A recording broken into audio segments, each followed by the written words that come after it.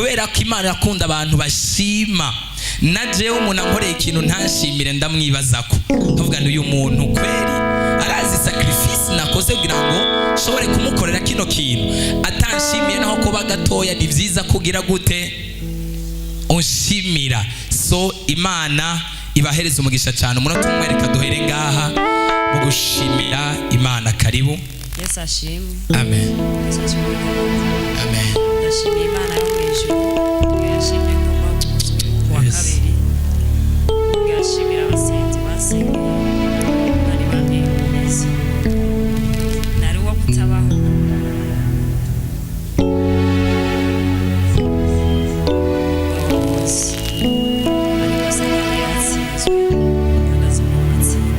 Yaratsinzwe mu izina rya Yesu. Yafashwe n'umusonga wa hatari.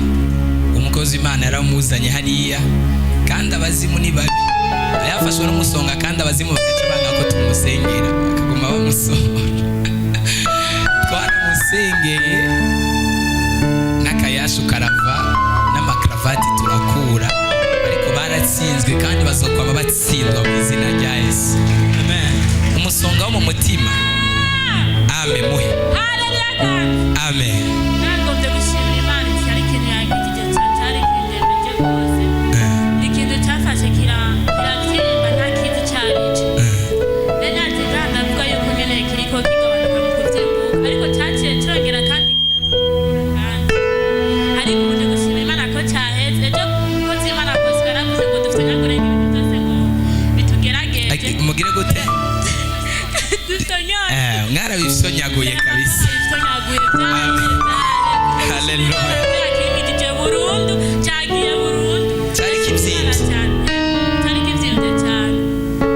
Imana ihabwa icubahiro cyane. Yaragisonyoye. Imana ivyimbura n'ibivyimbye tuyikomera amashyi menshi. Hano hantu Imana yahinduye ku bitaro. Ibitaro bikomeye cyane gose. Ibitaro vy'imwemu biteye ubwoba bikiza ingwara. Dukomere Imana amashyi ya repentance.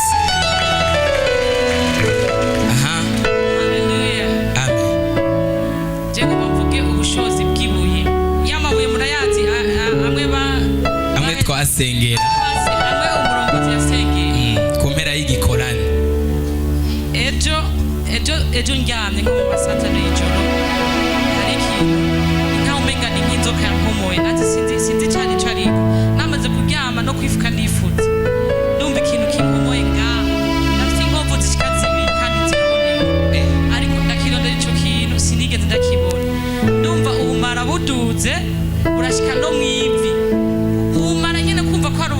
Inzoka byariginze kunga inzoka. Rero ndazi ndase experience inzoka ikuriye ku biba bimeze. Ndumva nyine ko atarankomeretse, ndumva ko hari ubumara buraduga burashika no ngaha mu ivi. Hanyuma hari umwana bamaze iminsi basengera ngaha, abarozi bari baramuteye. Hanyuma abarozi baravuga, hagiye bariko baramusengera bavuga ngo ajya amabuye ngo niyatumye ngo bamukorerako ngo ntibamukene ngo kubera ibuye ngo afise ngo rijyabuye ngo afise ngo niyari kure ngo bazoce bamureka. Yarabuje amahoro. Narisanzwe ndagize iryo twari dusanzwe twize ijambo ofete nyene nkuko barisengeye, twese turabyizeye yuko rijyabuye rikora. Narisanzwe nizeye, ariko kuva ico gihe numvise uwo mwana bamusenga umenga hari bakire. Jewe mfise ibuye rinini ringana uko canandika ko urya murongo wa Ebenezeri. Ebenezeri, Imana iradutabara. Urya nyene mfise atatu, mfise tubiri duto duto n'irindi rinini.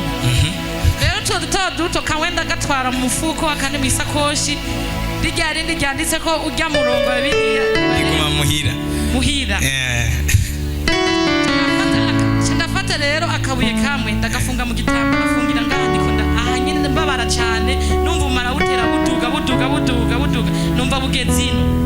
Ndafata ndagafungira mu gitambara, ndafungira hama ndasenga. Cyambuka ndize ijambo ryatuwe kuri ribuye. Ejo mu gitondo nzobyuka atakintu na kimwe kihari, kandi nari natanguye no kubyimba mu gitondo. Wewe inzoka yaragukomoye urabyimba ucuriye. Yego cyane cyane kubera nari naboheye ko gatambara karimo rijyabuye, ndasenga amandize mu gitondo. Ariko nta muntu yokomera Imana amashyi.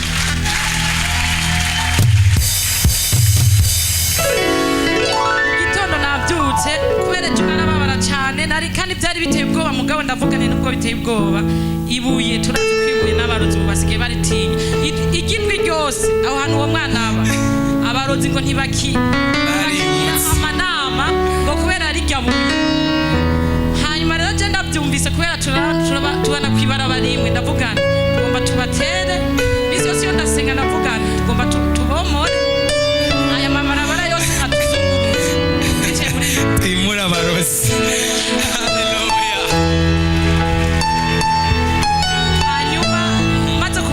mu gitondo ndazirutse ndiyumviriza kubera byari biteye ubwoba mugabo byari biteye ubwoba ndaryama kubera nari namaze kwizera naboye ko agatambara mu gitondo ndabyuka ndiyumviriza aho nababara hose nari nzi yuko nza kurumva nyene ndiyumviriza sanga anakine simabara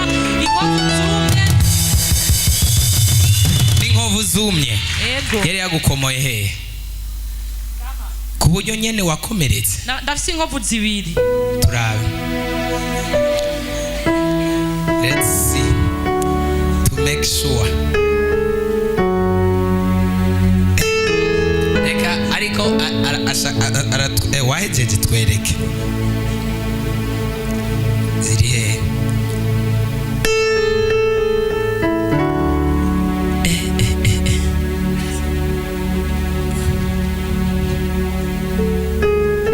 Haciye havyimba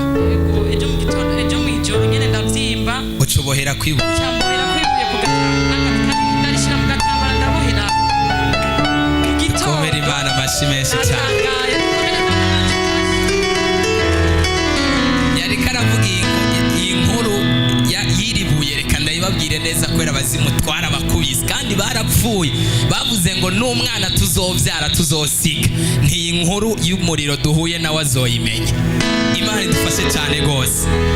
Abazimu twarabakubise bateye umuntu yaremvye hatwa ku buryo natwe tumwakiriye turabasenzi twaragize ubwoba, ariko kubera Imana yari yavuganye natwe turavuga nti mu izina rya Yesu turasenga kandi arakira. Hanyuma rero tumaze kumusengera abadayimoni nyuma y'iminota 40 sinavuga ko ari abadayimoni ahubwo n'abarozi aca baravuga ngo ngwiribuye yashize ngaha ngo ahantu twahora tuza kuhakorera inama ngo ni mu gice cy'iwacu ngo sinanababwiye yuko aho iryo buye umuntu azorishiga azobashingiye akarimba abarozi. Ariko abarepantasi mwe murizera ijambo cyane. Iyo biza kuba ndi jenyene mwari kugira ngo ni inkuru mugabo noneho sinari jenyene twara abantu barenga 8 turiko turasenga. Imana idufashe cyane gose. Sinari nababwiye ko hari abantu babana n'abarozi batabizi kandi badashobora kubirukana, ariko rijya buye umuntu niyarishira ahantu abarozi bazoza bagasanga abantu mupaka bakabura aho baca bakinjira bagahomba. Hari umuntu yumvise iryo jambo ndarivuga ari ngango atere haleluya. Ijambo tuvugira ku iki gicaniro ntago rishobora kugenda uko nyene, ntibishoboka. Noneho rero baravuga ngo iyi yari territoire yacu, ngo aha niho twaza gukorera amanama, ngo dusenga icumba ngo twaza gukoreramwe amanama cy'abarozi biwabo sinzi ibyo vyumbi vyarivyo. Ngo rero ngo twaraje ngo twese bava mu bice bitandukanye ngo tuje guhurira muri rya territoire, ngo turabura aho twahora dukorera ngo dusanga turi mu mazi. Haleluya. Ngo tubajije kuzimu batubwira ngo hariho ngo ikintu ngo basize ngaho ngo itari ngo cahungabanyije akarere, kumbe ni ryabuye twasengera. None rero iryo buye ngo baje baca baravuga ngo dukore inama yose ishoboka ngo rijya buye risohoke muri kijya kibanza kubera ryatwimuye kandi ntidushobora kwimura ikibanza kubera ngo uriya muntu. Hanyuma rero iryo buye baratera ariko natwe turabamena. Ndavuga nti nimba ibuye ryonyine twasengeye ryarabananiye twege ntimuzodushobora, tuzobarangiza mu izina rya Yesu. Haleluya. Nababwiye ngo iri buye ntago ari ryo ririmo ubushobozi kandi si ryo ririnda, ahubwo amajambo twatuye niyo agiye gukora ikintu gikora. Ntuze ya Goliyati ntiyishwe n'ibuye, ahubwo ubushobozi bwagiye muri ririya buye nibwo bwamwishe, kubera akabuye kangana ubu ntago kwari kwica umugabo apima imetero zingana kuriya, na wewe ungana uko ntiryo kwica. Imana dufashe cyane, ariko Imana repentance tuyongera amashini akaruru kenshi. Aha, Yesu nashimwe. amen, Yesu nashimwe kandi. amen. Yo icyambere cyane kandi mufashe mu bwatsi. Tugukurire ubwatsi, tubukurire Imana. Amashi menshi yo gukura ubwatsi. Yego, hama jenje kuvuga ubwiza bw'Imana nabonye mu ijoro ryakeye ejo. Mbese byambanye n'ibitangaza kuje. Bisanzwe ngaha jewe nta mezi abiri ndahamara. Hamariye nk'igice cy'ukwezi basengera. Ariko kuva ndahaje narumishenezerewe kuko mfise ibibazo byinshi bimboshe umutima n'umubiri. Ariko nizeye neza yuko bizohera mu buzima rya Yesu. Amen. Hama hari igihe cy'isaha 6:43 z'ijoro niho narota mbona umugabo wa mwene wacu agwaye aremvye, ariko ahantu yaragwariye sinatahuye ko hari muhiri wiwe canke hari kwa muganga canke hari ku rusengero, ariko kubwiza hari hafise hari nko mu ngoro y'Imana. Yesu nashira. Rero nagiye mbona hari abantu benshi, hari bene wacu, hari basazanje, Ivuga mu bangutsi ntuvuga indoto yose. Kuko uwo mugabo mwene wacu ahava yitaba Imana. Je muri 2010 narahoze ndi umupanikoti, hama mama amaze kwitaba Imana birancanga ica ndabiheba. Kujya dusenga mu y'abana mu gatondo niho twize ijambo ry'Imana muri Luka 13 ku murongo wa 13. Hama kujya umuntu agarutse gusenga kundi wa Mungu baratubaza ijambo ry'Imana twumvirije, haciye haguruka umuhungu ararisubiramo ko batwigishe bavuga ati amurambika kw'ibiganza uwo mwanya aragororoka ahimbaza Imana. Muri iryo joro ndiko ndarota mbona ahantu twari turi uwo mugabo Musa wa mwene wacu agira apfe, naciye numva ijwi rimbwiye tora Bibiliya usome muri Luka 13 ku murongo wa 13, amurambika kw'ibiganza uwo mwanya aragoroka ahimbaza Imana. Ubwo nyene yaciye akira, babandi bose ariko bararira bavuga ati arapfuye, bose bagiye mu munezero. Naciye numva telefone iri ku kabati k'igitanda isonye, za ndoto narimwe zisha zirahera. Ndababwije ukuri muri iryo joro ryabaye irya mbere ngize mu munezero kuva nagashika ngaho. Dukomere Imana amashi menshi cyane, Imana iguhezagire cyane. Tuvuge mu bangutsi mu ncamake mu majambo make, niturinde kuvuga indoto zose n'amadetaye yose. Bwana Yesu asifiwe. Amen. Bwana Yesu asifiwe. Amen. Na mimi sio rahisi kusema nishuhudie. Ntibinyoroye kugira ngo nshinge intahe. Niko na miaka 3 hapa, Mungu alishanifanyia vingi sana. Maze imyaka 3 ngaho Imana imaze kunkorera byinshi. Kwa gina nifunga sana kusema nishuhudie. Gusa bigora gushinga intahe. Leo Mungu amenipa ujasiri kusema nifike hapa. Ariko Imana uyu munsi yampaye inkomezi kugira ngo nshinge intahe. Kweli mtumishi wa Mungu anajua magonjwa yangu nilikuwa niko nayo. Umukozi w'Imana arazi ingwara nari ngwaye nuko nari merewe. Natembea na figo moya. Nari kuko je ngenda na ifisigo rimwe. Manake nilingia hapa naona tu ni wakufa. Rero ninjiye ngaha nzi ko ngomba mfe kubera ko sababu hata wajirani warafiki manake wanaona tu kama natembea kama n'ababanye n'inshuti n'abagenzi babona ko ngenda ndumupfu. Sasa hiyo figo moya manake nilikuwa nabakiana na moja ko nari nsigaranye ifisigo rimwe, iryo figo rimwe tena likaumwa. Naryo rero rica riragwara kandi ari ryo nsigaranye. Basi maisha yangu yanaenda. Ndavuga n'ubuzima bwanje burarangiye. Watoto bangu bataishi aje? Abana banje bazobaho gute? Nilikuwa na wale mimi peke yangu. Kandi ari jeje nyine ndabareze. Nikasema basi nilikuwa naishi sina kitumaini kama nitaishi. Nari mbayo ntafite ivyizigiro vyo kubaho. Hapa wananiombea lakini nikitoka tu pale nje na nasikia sauti mingi zinaniambia japo taba nakuombea wetu ni wakufa. Naraza bakansengera sose hajyanze ngaca numva ijwi rimbwiye naho bariko baragusengera uri wo gupfa.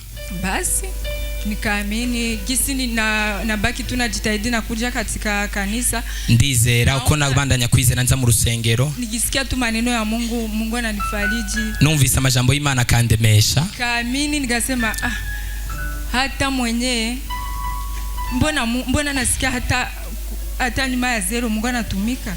Ko numva ko ni nyuma ya zero Imana ivuga kwikora. Kwa nini Mungu aliniitia katika kanisa ile na wakati mimi nilikuwa naishi manake sijui kama manake mimi nilikuwa Muislamu. Jewe navuga ni kweli ko Imana yashize muri ya sengero kandi narinzi ko nokizwa. Ko Imana yankuye aho narindi Imana ikanzana ngaha. Nilikuwa ni wakufa. Yankuye hari anaruwo gupfa. Mbona nasikia wanasema sana uponyaji? Ko numva hano ndi bavuga gukira cyane. Siwezi nikapona. None jewe sinokira. Uliponya wengi. Mana wakije benshi. Usikubali niache Mungu wangu mimi niko yatima, usikubali na watoto wangu waishi yatima. Ndavuga ni Mana je ndi mfuvyi ntuwemere ko nabana banje babipfuvyi. Nikakuwa nakuja hapo watumishi wa Mungu ananiombea. Ngaza ngaho kozi Imana barasengera. Mahitaji kwa watumishi wa Mungu ananiombea. Lakini Mungu nimeona mkono wa Mungu. Ariko nabonye ukuboko kw'Imana. Nabonye ukuboko kw'Imana kabisa. Sina cha kumupa Mungu wangu. Simfite ico noha Imana yanje. Siku ya 3 nilienda kujipimisha. Kwa gatatu nagiye kwipimisha. Hallelujah. Imana ihabwa icubahiro. Sijui hata niseme aje. Sinzi uko novuga. Nasikia hata uoga. Numva n'ubwoba bwinshi. Kubera Imana. Mungu ni wa maajabu. Imana ni ibitangaza. Imana ni ibitangaza. Niponya.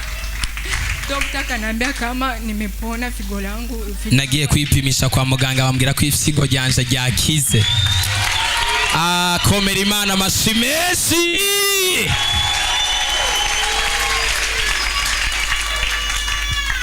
Amen. Nisame. Umbabarire.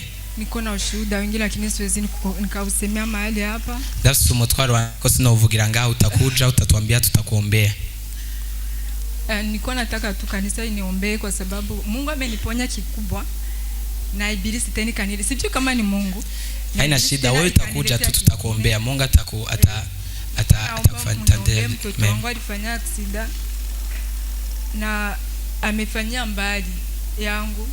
Alikuwa alipanda mvakansi Ngozi akavunjika mguu tena ule mwenye ulikuwa ndani chuma. Alikuwa alifanya aksida mara. Umwana we yavunitse kuguru yakoze isanganya avunika kuguru kwa ari kuri mwicuma nyene. Kwa hii hali yenye niko nayo hata madawa yenye niko na malizia ni mtu Mkristo ndiye alikuwa niuzia. Mungu ambariki. Vingine utakuja tutakusaidia. Muhereze ashinga intaye dukomere Imana amashimenshi. Imana ishobora gukiza amafyigo kandi ni kibazo kubaya cyangwa bazi abayagwaye ntagari ikintu kibacorosha. Mugabe Imana amafyigo kandi wari usigaranye rimwe naryo irindi ryaravuye musigaranye rimwe naryo rikagwara hanyuma Imana ikarikiza ni ikintu kidasanzwe. Imana yakoze ibi vyose ntizobura kumukorera n'ibindi nawe ntizobura kukwiyereka. Imana tuyikomera amashi menshi cyane. Yesu ashimwe. Amen. Yesu ashimwe cyane. Amen. Nani ndabasabye munkomera amashi Imana yanjye.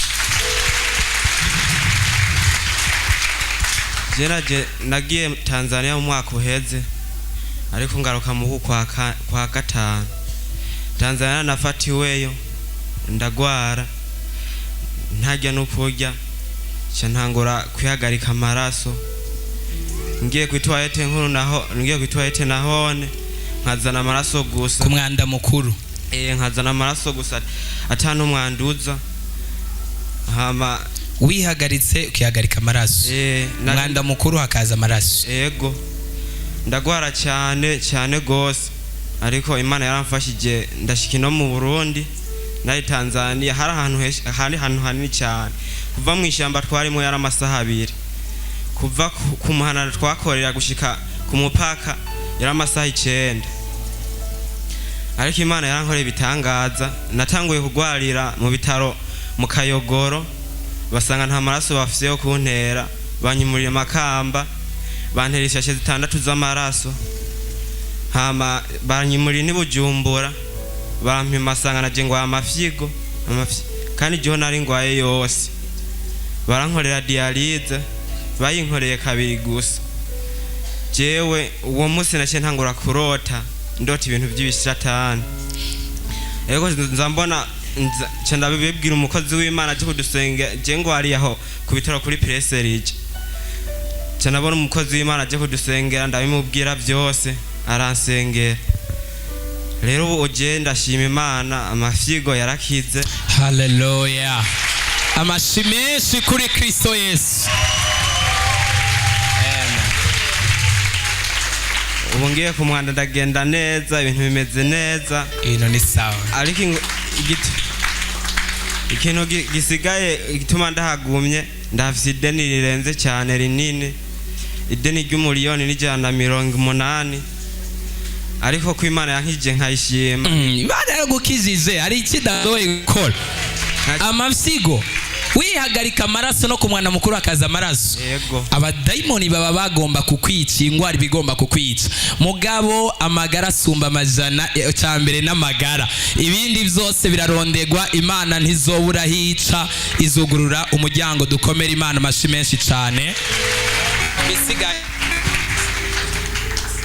ubu umeze neza, baragupinye babasanga ni sawa. Ashibona ndameze neza ko ndashima Imana. Ai, dukomera Imana amashi menshi cyane. Subira mu kibanza, Imana iguhezagire cyane. Amikindi mwaje nza musenge, hari ibintu ariko uraza turagusengera. Ivyo tugusengera aba bose ni ngombwa ko babimenya. Ibindi ukeneye kuza gusengera uraza tugusengera. Aha no gushinga intahe umutwaro urazana hari abakozi Imana bakagufasha. Nuko Yesu ashimwe. Amen. Imana ishimwe cyane.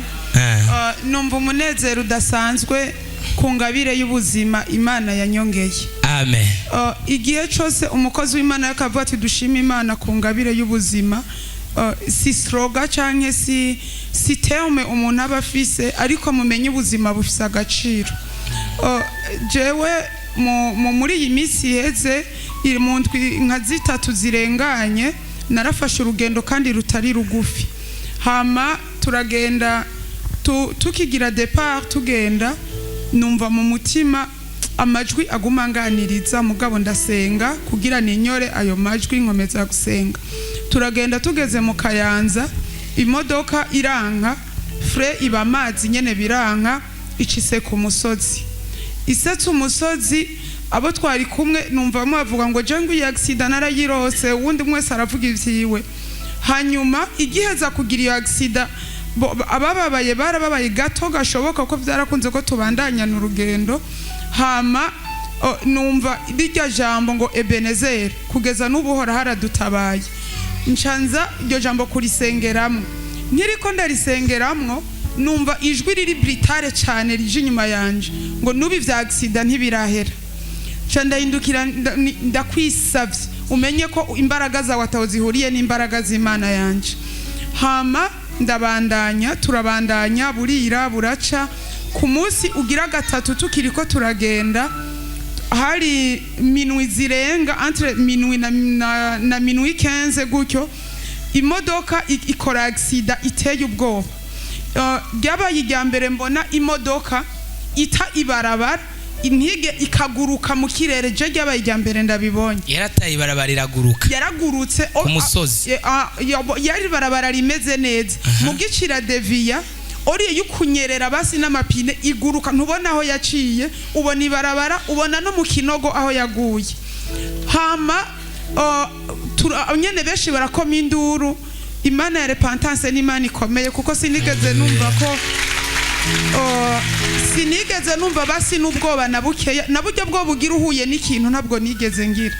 Ikiguruka icigwa mu kinogo, iguye mu kinogo mu muferege, iragenda ubwa mbere, iragenda ubwa kabiri, iragaruka ubwa gatatu hahandi. Bose barakoma induru. Ico shima Imana, hari umumizirumane turi kumwe, numva akomye induru ngo ntabara Yesu ntabara. Haleluya. Kubera je ko kuntu nariko ndaba omenga ni nka film yavuze gatatu ngo Yesu Yesu ngo ntabara Yesu ntabara. Yaramutabaye. Numva umutima wanje uranezerewe muri ako kavuyo nyene turimwo. Niturana yisoho. No mwisanganya waranezerewe. Ego vraba. Narumvise umunezero kubwica avuze conyine avuga nta birakwiye. Nkiyaguruka nca mvuga ni kazima n'ivyo bivuze. Umukonvoyera arasohoka, undi mugabo arasohoka. Je nari mfise umumama turi kumwe afise ikibazo c'amaguru. ca ndasohoka sanga twaguye mu ishamba ry'amagunguma, nta birato nari nambaye nabisize mu modoka, ca mbobirije kuhahunja n'amaguru.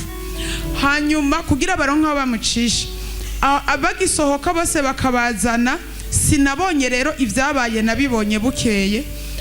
Twaravuyeho twese, imodoka tugirirwa amahirwe irazima. Bukeye tugarutse kuharaba, sanga kuri kote jewe nari nicayeko imodoka yacitsemwo kubiri, yakatitsemwo kubiri. Bisigura ipine ry'imbere ryavuyeyo n'iry'inyuma rimwe ryavuyeyo. Atubera amahirwe ikintu Imana yakoze, kuko iyi kabandanya ipusa yabandanya ikatika, sinzi ko nakorokera musi, sinzi ingene Imana yabigenza, muga yabigenjeje uko nyene. Ndashima Imana rero. Hallelujah. Ibi bintu twumvira ngaha si migani y'abakecuru, nukuri nashaka ndababwiza ukuri birakora. Tugarutse imodoka itangura, twaje mu yindi icitangura kuzima, frey imeze neza, ibintu byose bimeze neza, mugira kiramanuka igacizima. Hanyuma bariko bararaba impamvu, nigigwa hepfo yibarabara gutya, numva ijwi ngo nubu mudasenze murapfa. Nkomeza gusenga n'uburuhe n'akantu, bwari uburuhe bukomeye. Imana ihezagira abakozi b'Imana yaduhaye, nukuri bagira uburuhe budasanzwe, narabonye ico bita uburuhe. Hanyuma ndaza, hariho rero igihe usenga ukumva ko urushe urengewe. Imana ihezagira umukozi w'Imana yaduhaye hano hantu, naramwitijije, sinzi ko muramwumva ko asengera, navuga ngo tujane iwanyu mu isi y'imwemi wacu ntahazi. Hanyuma nanje ngirirwa amahirwe nza nawe, aranyemerera araza, adufasha gusenga muri urwo rugendo rwose twagize. Riba ijoro, umutaga nijoro. Iri yerekwa ni yerekwa rikomeye, ndazi nta muntu abitahuye, ariko iri ni yerekwa rikomeye cyane gose. Ofete hageze igihe je ndabona ko nashaka kubivamwo, ca ndamuhamagara nawe araza bifashe, kuko jewe urumva nyene ni jewe. Hama turabandanya umutaga, ijoro, n'uwundi mutaga. Uko vyagenda haragera igihe deke meze nk'uwohoze hamwe usinziriye gato kubera uburuhe, yacisubira gusita. Mugabo twari kumwe ntibari bazi impamvu.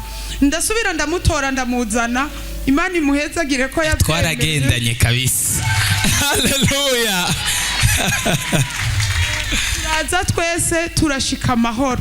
Ndashima Imana ko yatugiriye neza, kandi nukuri ibi bintu batubwira tubikore, nukuri ko Imana birakora. Yesu abaheza. Amashi menshi kuri Kristo Yesu. Abuze amajambo ashika kuri abiri akomeye cyane. Iyo haza ko umuntu yatahuye yari kuba atanyerekwa rikomeye cyane gose. Imana ibaho umugisha. Yesu nashimwe, Yesu nahabwa icubahiro cyane. Amen. Indwi yose yarangiye ari ibitangaza bikomeye cyane. Hallelujah. Je dimanche naraje ngaha, bugira umuntu umuvyeyi ubaye utagira n'igihumbi mu nzu, ntibiba byoroshe. Utavuga ati jumwana ndamugaburira iki, ndaza ndicara ngaha. Hanyuma umukozi Imana avuga ati uyu munsi dukunkumurire mu muriro ibintu byose bituboshe. Je ndasenga ndakunkumura, burya nkiriko ndaduga shika mu Nyakabiga ndiko ndiyumvira je ko mfise igitenge muhira ntaratawuza, reka ngende kwigurisha kugira ndaye ko n'umwana yofungura. Ariko munyuma ndavuga ati ariko je sindigangurisha impuzu kuva mbaho, burya ibintu ndaza kubishobora. Nkiriko ndaduga ngeze mu Nyakabiga cyambona umuhungu utuvukana ari ngahe Bujumbura, acambwira ati reka mende kurungikira 10,000 urayikufungura. Cyambona uwundi ari muri Kenya, cyambwira ati je nafise 40,000 mu nzu, reka ndayakurungikire mufungure n'umwana. Hanyuma ivyo ndabishima Imana. Nkiriko ndaza ku bushobozi bwa ryabuye, je nari mfise ikibazo cyo ku kazi. Umukozi w'Imana yaje ndayimubarira, acarambwira ati wewe reka ndagusengere bizogenda neza, kubera bosi yagiye hanje ntamubonye, nta namahera gufungura nari mfise. Burya bosi aragenda, cyamari umumama nakorera acaragenda arambwira ati mwimenye ntimusubiye kunsaba amahera, iyo nzu sinzogaruka no kuyibamo. Ariko ndabandanya ndakora, ndamenya nkaza ndimenya kuntu dufungura. Hama recha ndagenda burya ejo yaradi imuga tubagisengera ari ryabuye, nararijanye cyane ndarishira hejuru kuri frigo. Ndari je mu kwizerana twamabuye 11 amabuye 11 ndayatwara, ndatora duto na manini cyane waragatwa. Ndavuga ati ahantu rero kari mu bamizirima, reka ntware gatoya shire kuri frigo.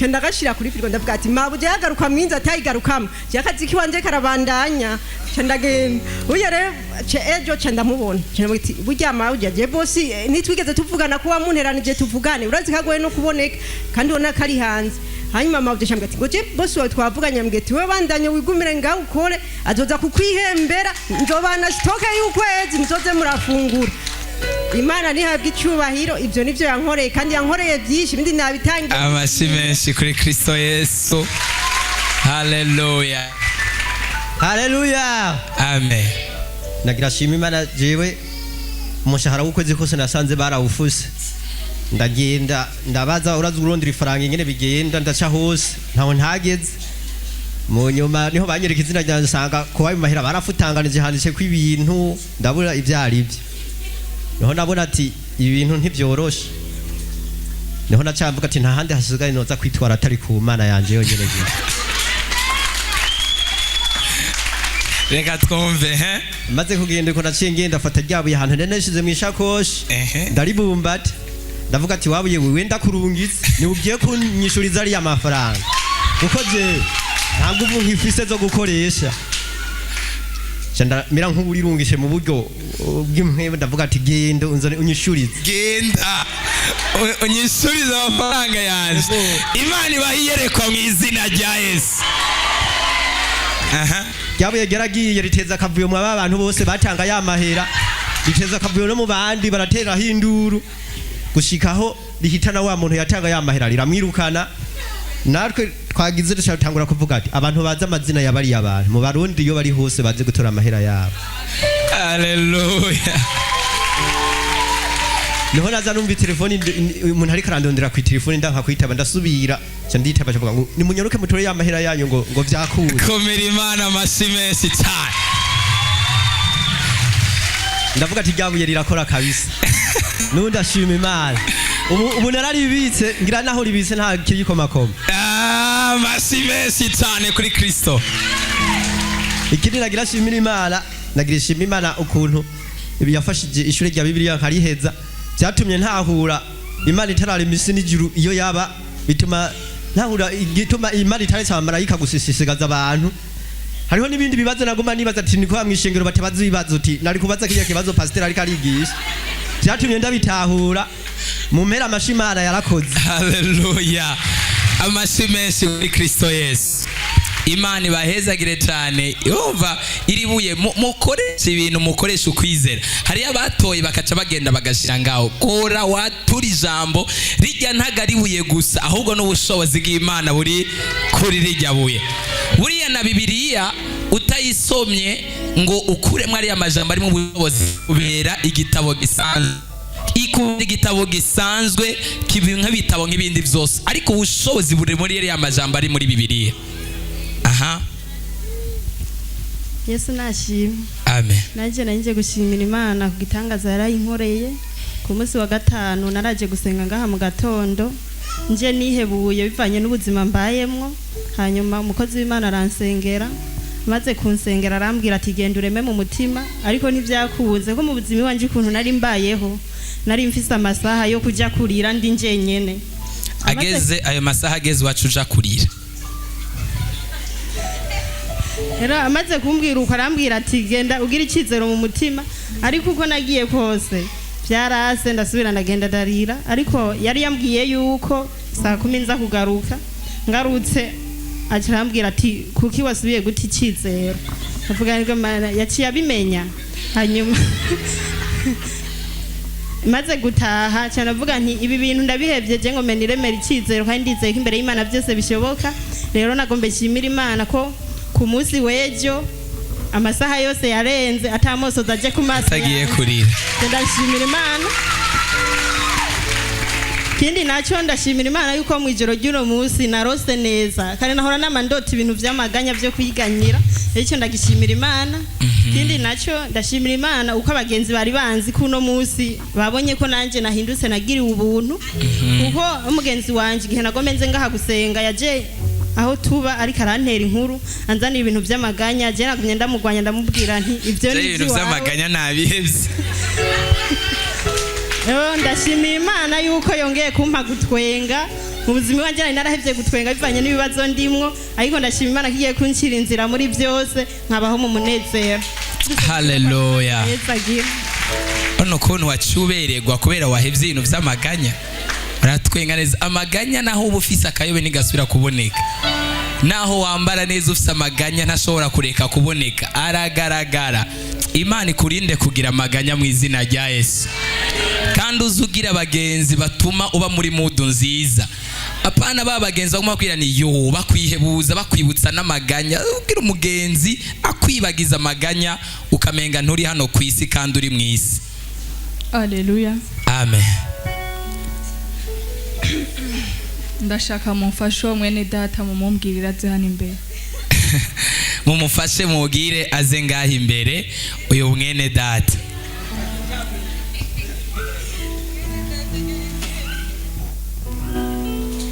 Akantu wibagiye kavuge mu bangutsi kubera amasaha aratujanye. Amen. Ndashimira Imana yuko maze kuza ahantu yambohoye. Je nari umuntu wa mbere apinga ku bintu by'ibigira 10. Narakunda kuvuga ati nimushire pasiteri yirira. Ariko ndashimira Imana maze kuza ahantu ko nabohotse nkavuga nti nanjye nagiye gutanga ikigira 10 kandi ndashimira Imana kata munsi numwe ndaza ngaha ngo mbura ntanga ikigira 10 kandi ntahembwa. Je ndabishimiye Imana. Wamutanga ikigira 10 kandi udafite umushahara. Tkomera Imana amashi menshi cyane. Uyu mwene data yaje rero. Jewe ikintu nje gushimira Imana. Uyu muvukanyi wanje afise anniversaire uno munsi. Ariko ku munsi wejo ibintu byatubaye ko ntituba duhagaze ngaha imbere yanyu. Ejo tuvuye gusenga ngaha uwo mushinga ntahe umukozi w'Imana yaradusengeye atubwira ngo Imana iturinde impfu zagiturumbuka. Ejo turiko turataha tuvuye gusenga sinzi umumere araho yaraturi inyuma asengera ngaha haje imodoka iduturutse inyuma. Nimba iyo modoka sinzi ukuntu no bibasigurira ukuntu yagenda. Iyo modoka idushikiriye iciti barabara idusanga ku ikote twe twari turiko. Bumve ngo yariruka apana bya bindi mwebwe mumva kwiruka. Yagendera mu kirere mu majambo make. Idusanga ku ikote twari turiko umva ko yaduturutse inyuma twe nta niyo twabona. Twumvise ugwamo imodoka idushikiriye manura mikro gato.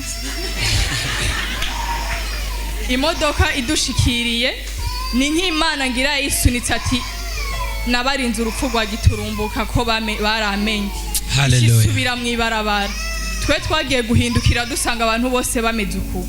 Muwo mwanya nyene naciye numva amaguru yanje asha byanse ko ntambuka. Aciye abaparaliza bamwe binyaya. Munda ndumva yuko umutwe undiye biranka ko ntambuka. Nukuri ndumva ubwoba bwinshi cyane.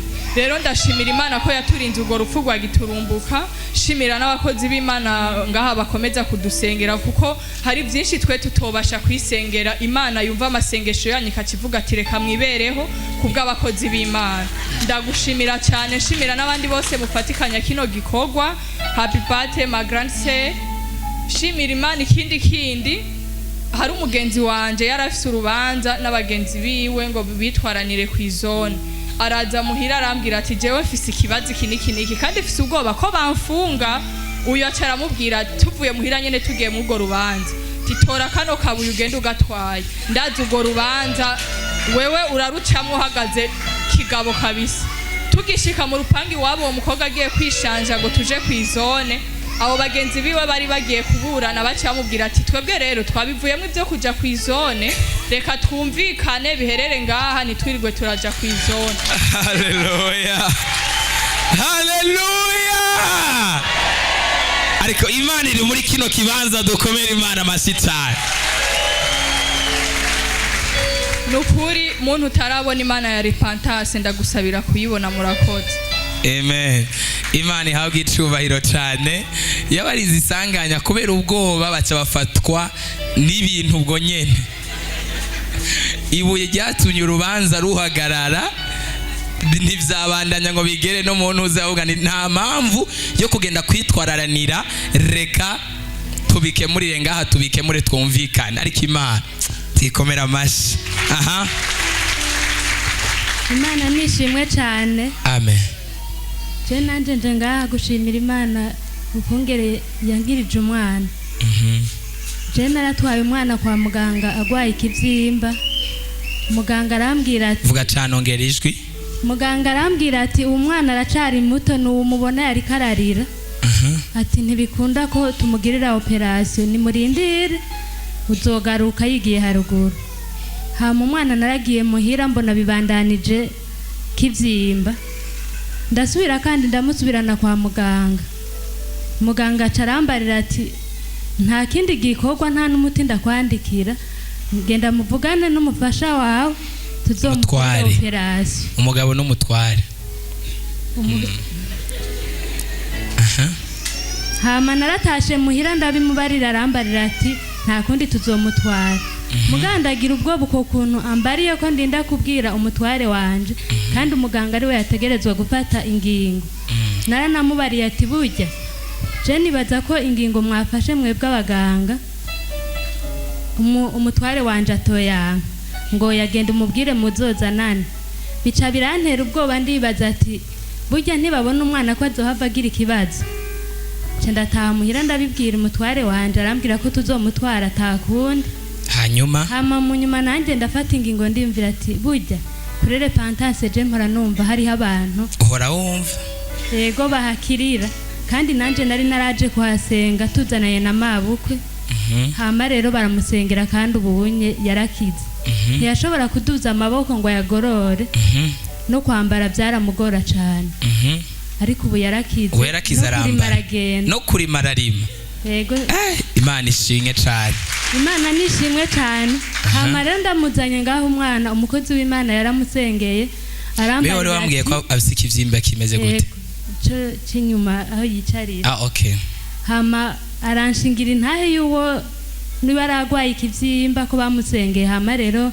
kikameneka hama gakira je nanjye acarambwira ati kwa Mungu uzomuzane tumusengere kandi ntuzogende tutamusengeye je ndamuzana ariko arasenga ngaho umukozi w'Imana yavuze ati hariho umwana Imana isibije operation nanje narabyakiriye ndabwira mutoyi wanje turi kumwe ntibujya umwana burya bebe yakize bavuze yuko hariho wisibije operation nibaza ko ari jewe ndabyizera shitse muhira nasanze ikivyimba cavyimbye menga kigomba kumeneka ndavuga ati basha burya ndamwambika pampers ndayimwambika ukivanga tuvuze ngo hari umwana Imana ikizi kivyimba utashe muhira washitse muhira ikivyimba cyamaze kumeneka kuvyimba cari kivyimbye kigomba kumeneka cari kivyimbye kigomba kumeneka yego ndamwambika buke nasanze ikivyimba camenetse ntabona hugaye ntabona naho coba caciye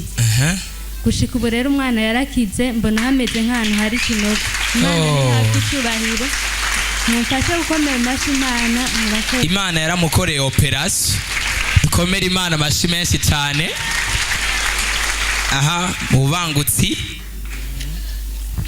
by'ukuri nanjye nje gushimira Imana ngaha by'Imana idukorera ni byinshi twoguma tubishimangira twapfa ari byo dukora gusa mugabo nazanye umutwaro ngaho umwe nari maranye nk'imyaka 17 umwaka urimo ni 18 hanyuma nari umuntu yandenganije uduparasera nari naraguze mu 90 hariya nari nkiri na muto aratundenganya kabisa arahagarara ishimangira yuko ari utwiwe turaburana mugabo Imana iranje imbere nkaguma ndamutsinda hanyuma harageze naho ndamutsinda biragera kure na minisitiri aransinyira yuko ntegerezwa kubahirizwa mugabo uwo muprokirere umwaka wese warinze uhera gushika n'iki gihe bigiye guhera atabishoboye yaranabivuyemo aranka ko ubu naho byagenze gute ubu rero mu by'ukuri nje gushimira Imana naraciye ngaho uransengera mfise rendez-vous yo kuja gushikirizwa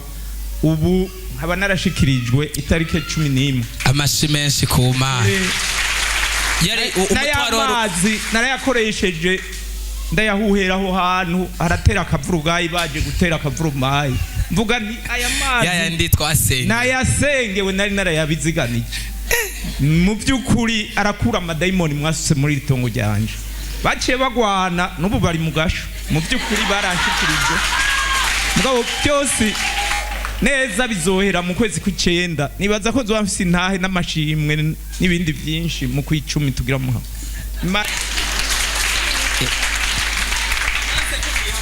byanse ko wihanga imana ishinge cyane umutwaro wari umaze imyaka itari mikeya imyaka 17 mugabo imana ihabwa icubahiro yarawukemuye kandi birashoka ko wari umuruhije kabisa